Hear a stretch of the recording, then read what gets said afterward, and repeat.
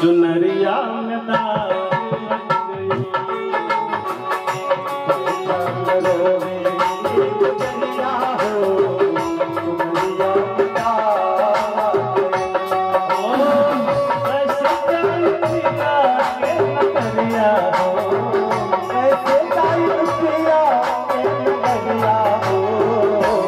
चुनरिया में दाग लग गई।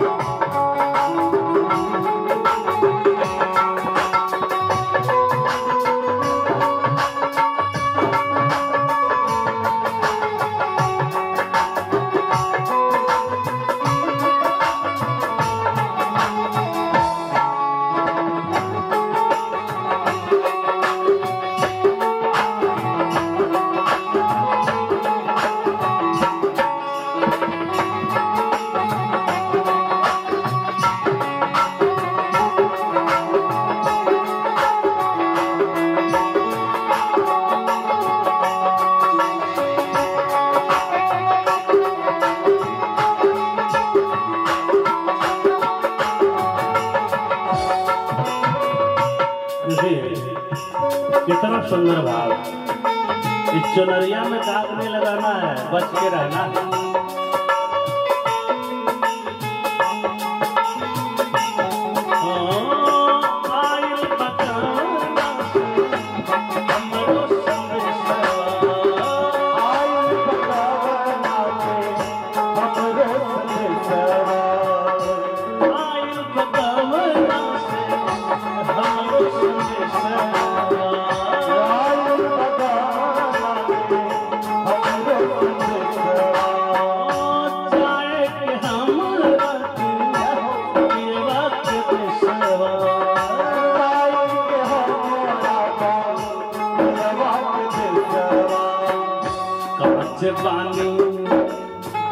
कांच पानी हम तो मरिया चुनरिया में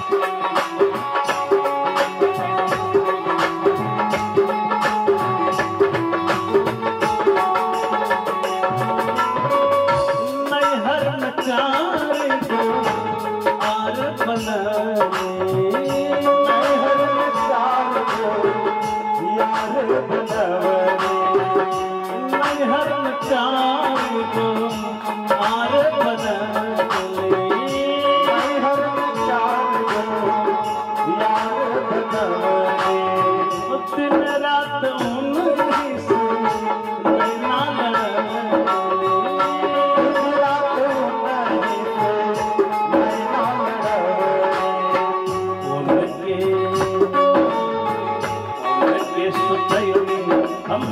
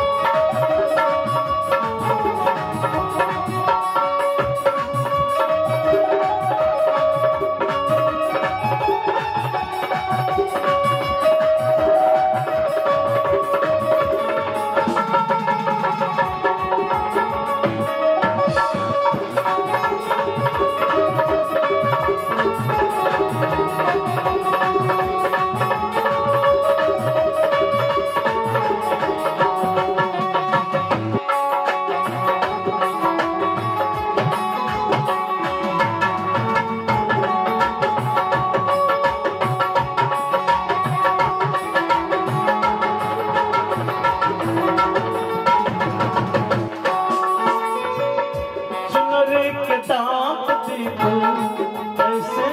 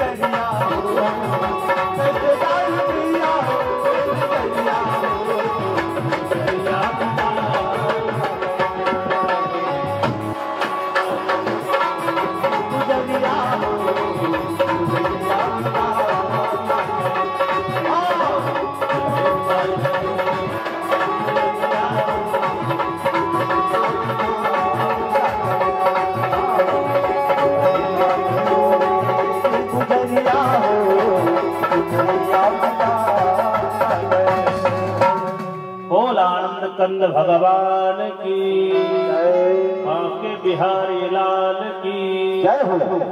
देखिए अब कुछ दिन भगवान का जन्मोत्सव में भजन देंगे, उस समय सबको टीका लगाना है। जो कुछ भी है भगवत जी को समर्पित करके पहले कथा को पूर्ण कर लेते हैं। धुंधकारी का प्रवृत्ति जब खराब हो गया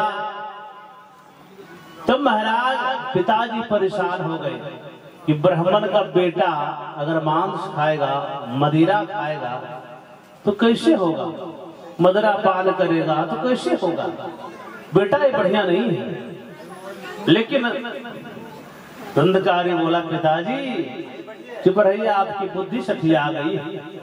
महाराज इतने बात जब कहने लगे पिताजी रुष्ट हो गए।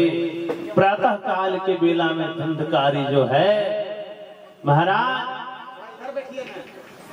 जब घर से निकल गया गुस्सा करके, पिताजी जो हैं घर से बाहर निकल के बैठ गए। महाराज ये क्या हो रहा है, और रोने लगे। तब भी रो रहे थे कि बेटा क्यों नहीं दिए भगवान, और आज रो रहे हैं कि बेटा क्यों दिए भगवान। देखिए बच्चा का लालन पालन अगर गड़बड़ी होता है ना तो उसका फल भी हम लोगों को भोगना पड़ता है। जैसे लालयेत पंचवर्षाणि 10 वर्षाणि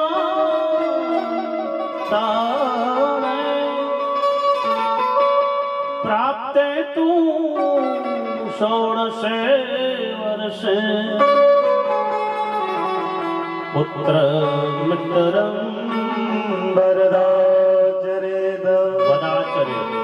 कुल आनंद कंद भगवान की जय हो।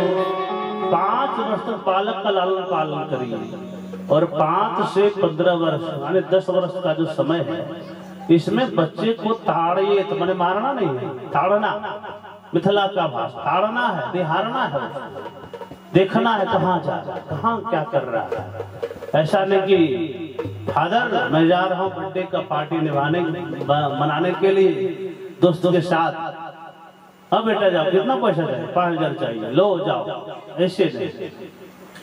देखिए उसको नहीं छोड़ देने का मतलब ये नहीं कि पैसा नहीं, पैसा है लेकिन अधिक धन उसको कहीं बुरे रास्तों पे न ले जाए, इसलिए उसको नियंत्रण रखना चाहिए, उसको देखभाल में रखना है। 5 वर्ष से 15 वर्ष तक रख लिए ना तो 16वां वर्ष में फिर बोलने का समय नहीं रहेगा, और 15 वर्ष के बाद पुत्र को भी मित्र बनाना पड़ता है। पुत्र कंधे के बराबर हो गया तो पुत्र नहीं रहता, वो मित्र हो जाता है। और व्यवहार रखना भी चाहिए, ऐसा नहीं कि पुत्र है एक डांट में नहीं, बेटा मेरा खड़ा रहेगा मेरे सामने, कदापि। एक समय था जो होता था, आज नहीं। आज खड़ा नहीं रह रहा है इसका मतलब आपसे भी 4 कदम वो आगे निकल जाएगा, खड़ा रहेगा कम से कम बराबरी में रहेगा। चलिए नहीं, पुत्र मित्र बता चाहिए, इस भांति से जीवन होना चाहिए। अगर ऐसा करते हैं तो 15 साल के बाद उसका जीवन दिव्य हो जाता है। महाराज अब क्या हुआ, पिताजी जब रोने लगे तो उधर से गोकर्ण जी महाराज आ गए। पिताजी रो रहे हैं, क्यों रो रहे हैं आप, कारण क्या है? महाराज आप नहीं, पंडित जी बोले कि बेटा मैं घर में रहूं तो रहूं कैसे, धुंधकार ने घर को नरक बना दिया, और वन में जाऊं तो जाऊं कैसे, मन में इतना प्रबल वैराग्य नहीं है, मैं कोई वैरागी नहीं हूं पुत्र। गोकर्ण जी महाराज बोले पिताजी वन में जाने से अगर हरि मिलते होते, शेर का तो जन्म ही वन में होता है, अगर वन में जाने से भगवान मिलते होते तो गीदड़ का तो जन्म ही वन में होता है। पिताजी ऐसी कोई बात नहीं है, आप जहीं हैं वहीं रहिए, अरे घर को ही, इसी स्थान को ही वन बनाए। और उपदेश किए हैं, गोकर्ण उपदेश उसको कहा जाता है कि देह स्थिमांश रुधिरे अभिमतिं तजत्वं जाया सुतातिषु सदा ममतां विमुञ्च पश्चानिशं जगदिदं क्षणभङ्गुनिष्ठं वैराग्यरागरसिको भवभक्तिनिष्ठः।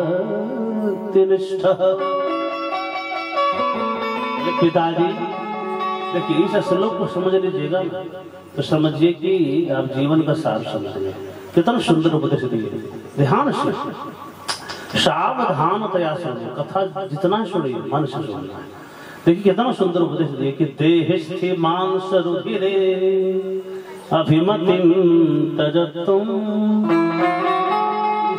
पिताजी देह को आप पुत्र कहते हैं।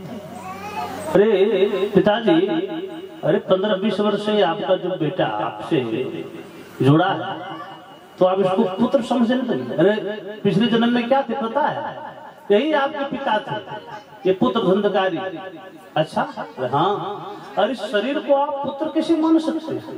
इस शरीर में क्या है, देह स्थिमांश रुधिरे अस्थि स्तंभम। शरीर का अंदर का भाग कर देख लेगा तो वैसे भी मन में विरक्ति हो जाएगी। कोई अगर फोटो मांगे तो एक शरीर का फोटो खिंचवाइए और दे दीजिए, वो कंकाल देख के ही महाराज उसको भय लग जाएगा कि कौन फोटो है। वृंदावन बिहारी लाल की, बोले यही तो अंदर का फोटो असली यही है। उसके बाद बाहर जो है डेंटिंग पेंटिंग है, स्किन कोई गोरी चमड़ी कोई काली चमड़ी, ये अंदर मेन वही है। अस्थिर स्तंभम असनायुबद्धम मांस शोणितलेपितम चरमावनद्धं दुर्गंधं।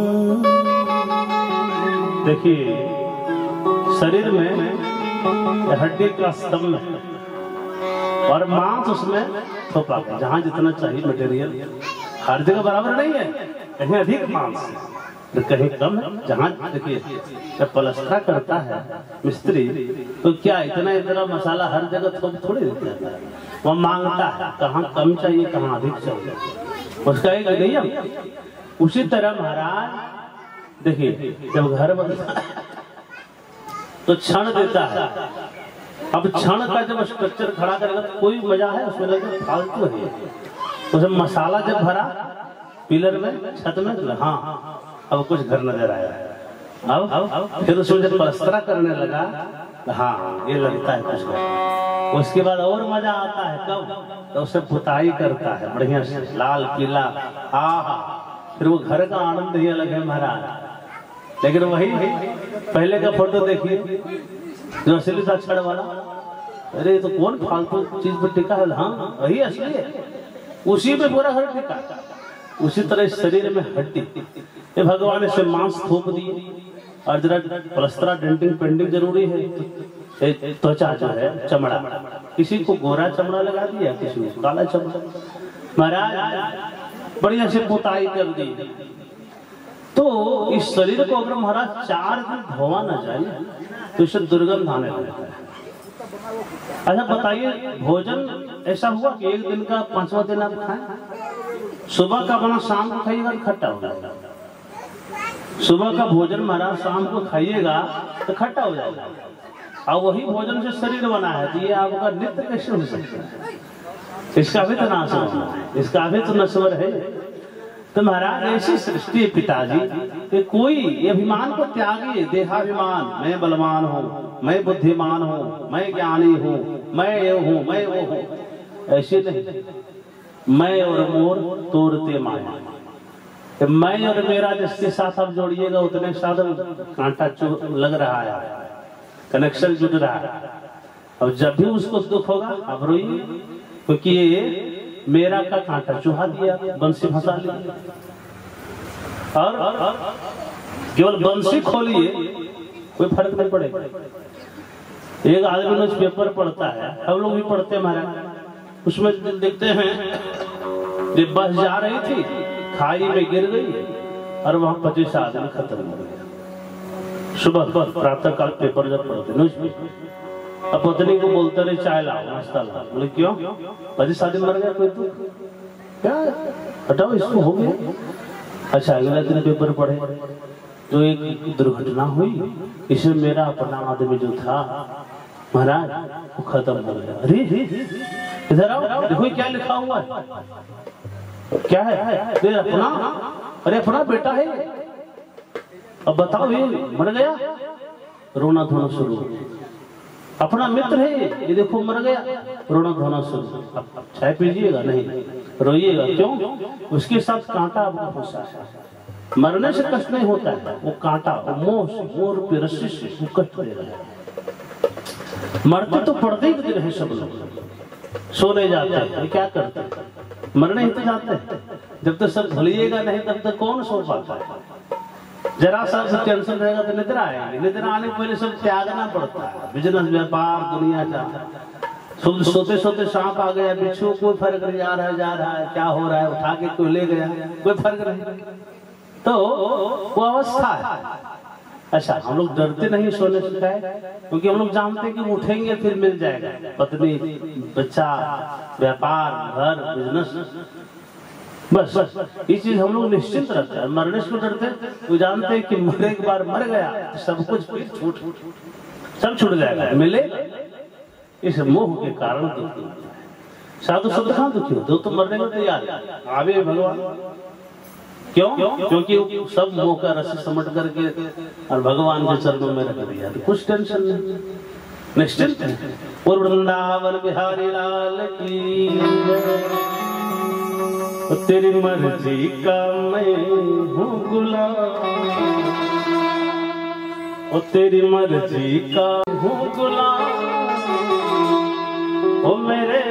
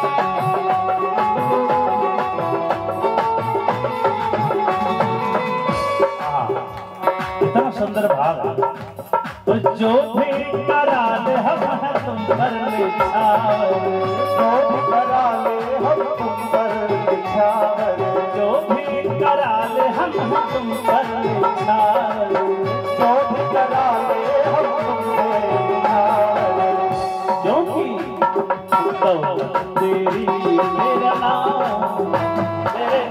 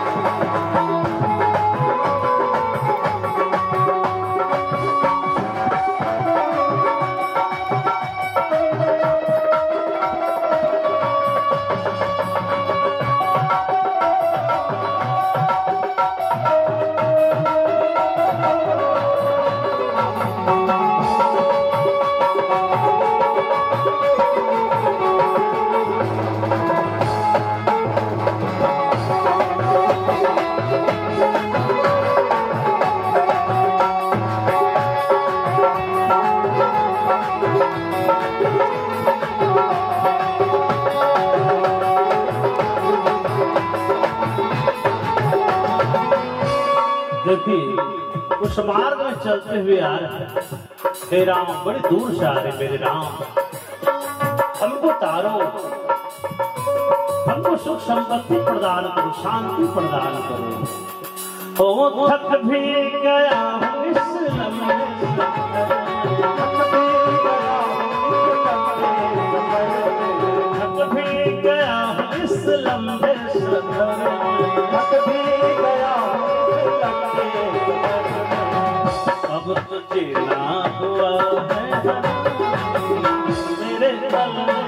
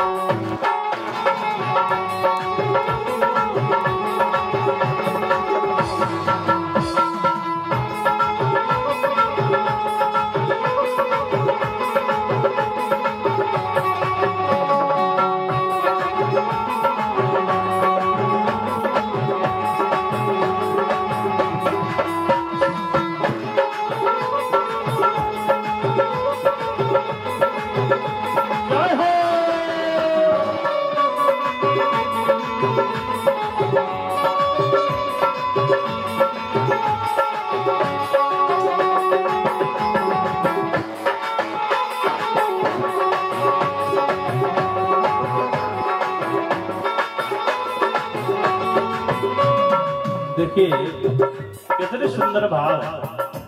ओ तेरी रजा ने अब कर ली है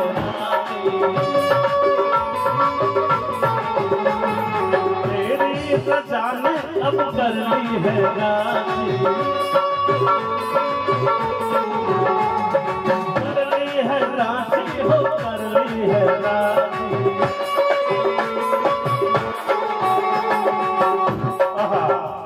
अब कितना सुंदर भाव है। वो सजाना मेरे अलवेला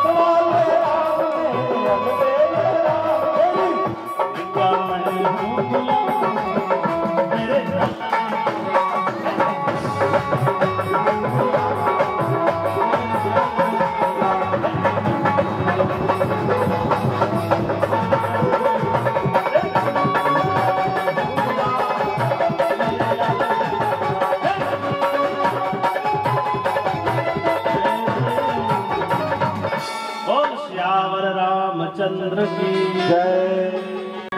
महाराज अब धुंधकारी का चरित्र जब खराब हो गया, उपदेश दिए गोकर्ण जी महाराज, धर्म भजस्व सततम तज लोक धर्मान, सेवस्व साधु पुरुषां जहि काम दर्शना, अन्य सगुण दोष चिंतन समुक्तवा, सेवा कथा रसमहो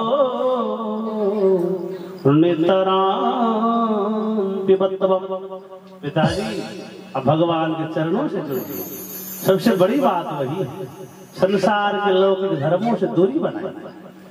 आत्मदेव जी महाराज समझ गए, भागवत के दशम स्कंध का पाठ करने लगे, घर छोड़ करके चल दिए महाराज, अंततः वैकुंठ लोक को प्राप्त हो गए। बोला आत्मदेव जी महाराज की जय। अब धुंधकारी घर में अकेला हो गया। अब अपनी माता को, धुंधली को कहने लगा, माता बताओ पिताजी का धन कहाँ रखी हो छुपा कर? तो बेटा कहाँ, पिताजी का धन है कहाँ? तूने जुआ में तो सब उड़ा दिया ना।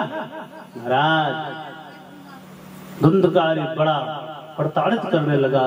तो रात्रि काल की बेला में जो है धुंधली एक कुएं में गिरकर अपने प्राणों को त्याग दिया। अब धुंधकारी स्वतंत्र हो गया, घर में कोई नहीं।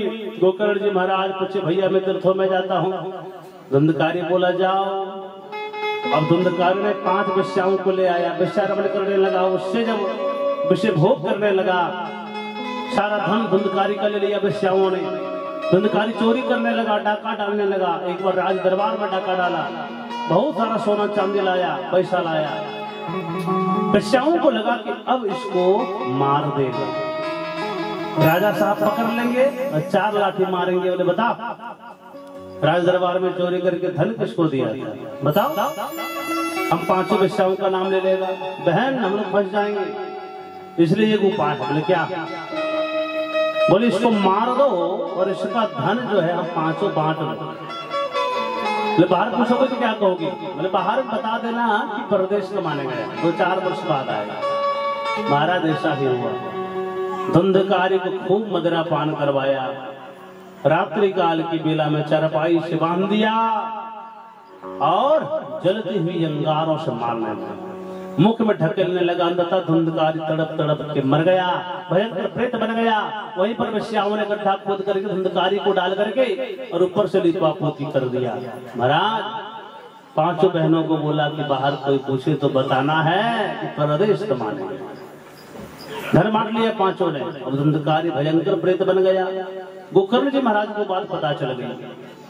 आए गया जी में श्राद्ध भी किए महाराज। श्राद्ध करने के बाद घर आए। रात्रि काल की बेला में घर को साफ सफाई कर रहे थे। उसी समय गोकर्ण जी महाराज देखते हैं कि कोना में जो कोई जीव है, जो कभी हाथी बनता, कभी इंद्र बनता, कभी भेड़ा बनता है। गोकर्ण जी महाराज पूछे कौन हो तुम? तो इशारा करते थे महाराज। इसको लगा कोई होगा। जल छिड़ के कमंडल से तो आवाज आई उस प्रीत में। बोले क्या बोले? बोले हम भ्राता तनियों समी धुंधकारी नामतः स्वकीय नैव दोषेण ब्रह्मतः नाशितं मया। भैया मैं आपका भाई धुंधकारी हूँ। अपने कर्मों को नीच होने के कारण, अपने कर्महीन होने के कारण ब्राह्मण में जन्म लिया, लेकिन कर्म मेरा नीच रहा, परिणाम मैं भयंकर प्रेत बन गया। भैया अच्छा तो तेरे लिए गया जी में श्राद्ध किया था, मुक्ति नहीं मिली? नहीं ले भैया, एक गया श्राद्ध तो छोड़िए, गया श्राद्धम शतेनापि मुक्तिर्मेना भविष्यति। एक गया श्राद्ध छोड़िए, 100 गया श्राद्ध करिएगा, फिर भी मुक्ति नहीं मिलने वाली। अच्छा एक ग्रेड का प्रेत हूं मैं भैया, उपाय करो कुछ भैया, मैं जल रहा हूँ, प्रेत जोड़ी में भूखा रहना पड़ता है, कष्ट मिलता है भैया, त्राहिमाम। ठीक है जाओ भी, कल प्रातः काल उपाय करूंगा। गोकर्ण जी महाराज जगे, सूर्य भगवान को अर्घ देने जब गए नहा धो करके, सूर्य नारायण भगवान प्रकट हो गए। बोले क्या बात है गोकर्ण जी उदास है? बोले बात ये है प्रभु कि मेरा भाई प्रेत बन गया है, अब उसके लिए मैं क्या करूं, कौन सी कथा करूं, कौन पूजा करूं जो प्रेत जोनि से मुक्ति मिल जाए, गया श्राद्ध से मुक्ति मिली। सूर्य भगवान बोले देखो गोकर्ण जी महाराज अपने भाई को श्रीमद् भागवत कथा श्रवण करवाओ, ठीक है। बात मान लिए, घर आए, बढ़िया से जगह निरीक्षण करके कथा मंडप बना करके और धुंधकारी को बुलाने लगे कथा आरंभ करने के पहले।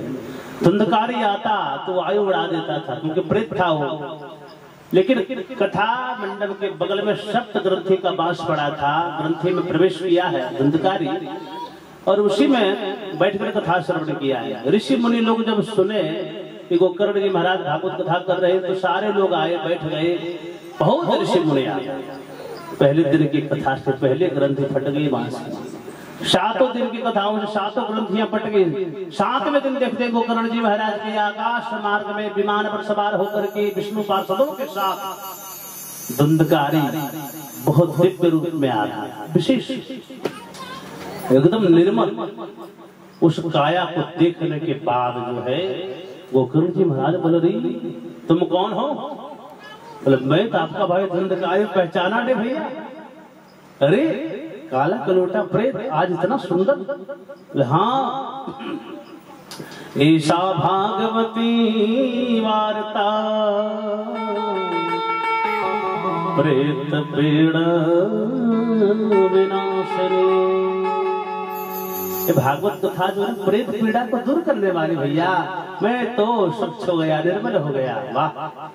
गोकर्ण जी महाराज विष्णु पार्षदों को बुलाए तो उसके साथ में आए थे, इधर आइए महाराज। तो क्या हुआ?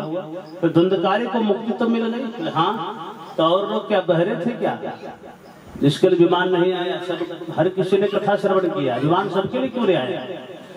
बोले गोकर्ण जी महाराज ऐसी बात नहीं। बोले हाँ ऐसी ही बात है। त्रैव भवसन्ति श्रोतारो मम निर्मला आनितानि विमानानि न तेषां युगपत्कुतः। महाराज इतने लोग बैठे हैं, कोई बहरे तो बहरे नहीं है, विमान सबके लिए क्यों नहीं लेकर आए? केवल धुंधकारी के लिए क्यों? भगवान की कथा में भेद होता है क्या? कोई भेद नहीं होना चाहिए। नहीं ऐसी बात नहीं है गोकर्ण जी महाराज। क्यों? बोले श्रवणश्च विभेदेन फल भेदो प्रसंस्थितः श्रवणं तु कृतं सर्वे न तथा मननं कुरु। महाराज श्रवण तो किया लेकिन फल में भेद हो गया। क्यों? श्रवण में भेद हुआ तब तो फल में भेद हुआ। महाराज सुना तो हजारों ने लेकिन मनन किया केवल धुंधकारी ने। अच्छा मनन भी? हाँ केवल सुनने से कुछ फल नहीं। यहाँ सुन रहे कि मदिरा नहीं पीना चाहिए, झूठ नहीं बोलना चाहिए, हिंसा नहीं करनी चाहिए, पाप नहीं करनी चाहिए। घर जाके बोले कि चलो पंडित जी का तो काम है, कथा करने आए थे और हम लोग तो अपना धंधा तो लगना ही होगा, फिर से झूठ बोलने लगे, फिर से वो, फिर क्या फायदा होगा उसको? अगर देखिए श्रवण मनन और निधिध्यासन, पहले श्रवण कीजिए, मनन कीजिए, उसके बाद जीवन में उतारने की चेष्टा, तभी तो परिवर्तन आएगा। एक मास्टर पढ़ाता है हजारों विद्यार्थियों को, लेकिन नौकरी सबका नहीं होता है। सुन पढ़ता है सभी लोग, लिखता है, पढ़ता है, स्कूल भी आता है, लेकिन नौकरी उसमें से महाराज 1000 में 100 को ही हुआ। तो बात यह है कि आते हैं कितने मायने नहीं रखता है, श्रवण कितने लोग करें। श्रोता अगर एक हो ना, असली श्रोता वही। इसीलिए श्रवण करने की विधि। एक मरीज गया डॉक्टर साहब के पास, डॉक्टर साहब बोला महाराज हालत खराब है, तुम्हारा सुनो हल्का भोजन किया करो। मरीज बोला ठीक है सर। घर आया और वो दिमाग लगाने लगा ये दिमाग का खेला जो है ना, बुद्धि जहां भी पड़ता है वो पता नहीं करती। अब दिमाग लगाने लगा कि पानी से हल्का तेल है, तेल ऊपर तैरता है, पानी इधर उधर, और उससे भी हल्का पूरी, इस महाराज तेल के ऊपर इधर उधर पूरा हल्का रहता है, तो वही वो खाना चाहिए, उससे हल्का और क्या हो। अब महाराज ऐसे हल्का भोजन जो करेगा उसका तो कल्याण जल्द ही होने वाला है। वृंदावन बिहारी लाल की। तो इस तरह बात हो गई। विष्णु पार्षदों ने समझाया, गोकर्ण जी महाराज फिर से कथा करवाइए, सबों के लिए विमान आएगा। हाँ, सबों के लिए विमान आएगा और सभी लोग वैकुंठ लोग जाएंगे। ठीक है, फिर से कथा हो गई। अब विमान का आई कहने लगी, पंडित जी विमान क्यों नहीं आया? आज तक मैंने 50 कथाओं को श्रवण करके। बोले माते विमान का मतलब तो समझो, विगता माना विमान। विमान का अर्थ हुआ कि आपके मन से मान विमान की लालसा निकल जाए, तभी समझ विमान आया। बोले वृंदावन बिहारी लाल की। फिर से कथा श्रवण करवाए और सभी लोगों के लिए विमान आ गया, सभी लोग वैकुंठ लोग चले गए। धुंधकारी को प्रेत जोनि से मुक्ति मिल गई, भक्ति ज्ञान वैराग नृत्य करने लगे। आई एक बार भगवान का ले ले नाम, उसके तब तक आप लोग टीका लगाना है भागवत जी में ये, और जो भी है समर्पित करके प्रणाम करना है। अरे जुग जुग जिया सुललनवा के भाग जागल हो, जुग जुग जिया सुललनवा भवनवा के भाग जागल हो, ललना लाल हो लवा के दीपक मनवा में आस लागल हो।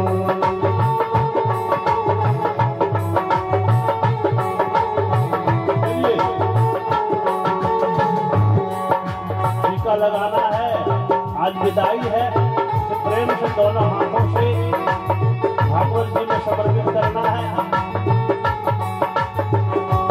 ओहो जुग जिया सुललनवा भवनवा के भाग जागल हो, जुग जिया सुललनवा भवनवा के भाग जागल हो, ललना लाल हो लवा के मनवा में आस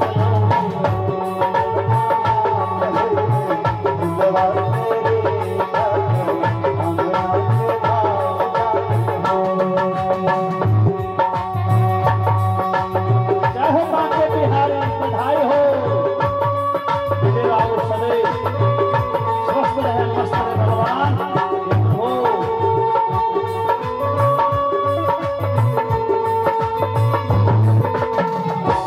जय हो।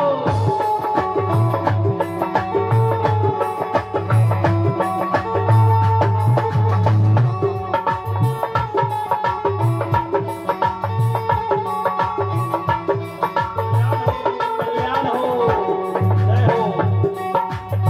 आहा, हो देखिए क्या बात है मनोज जी।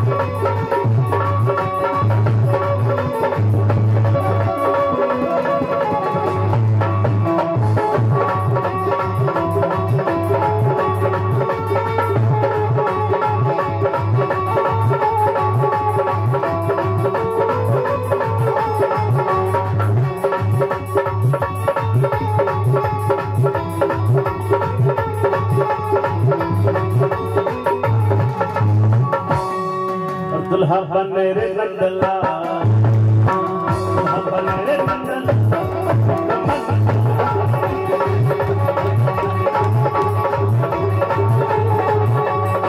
दुल्हा बने रे नंदला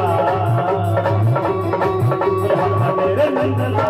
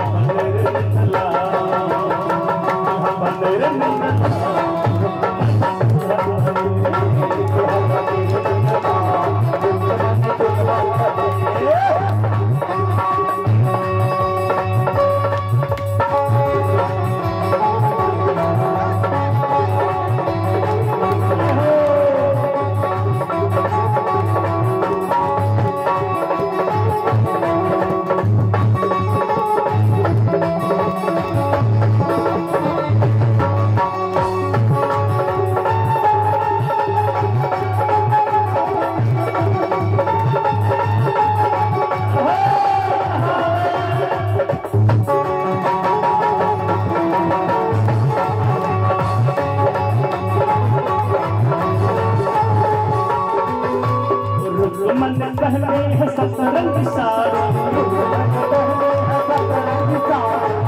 मन पहले है सतरंग सारो रे नंदला रे नंदला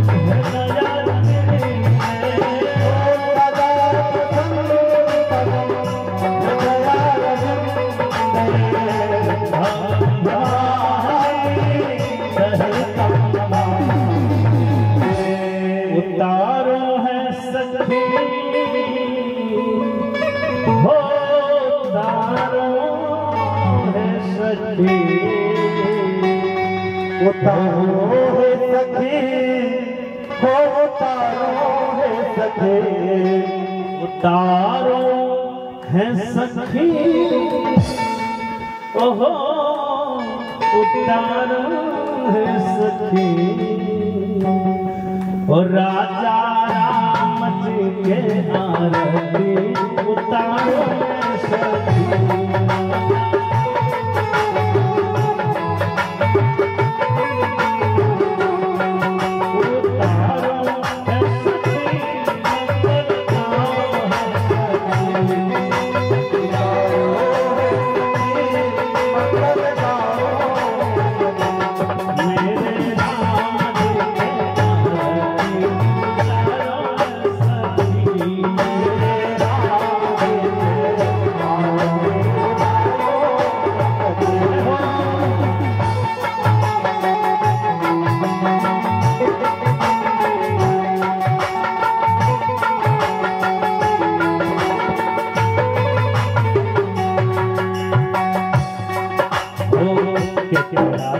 राम मधुआ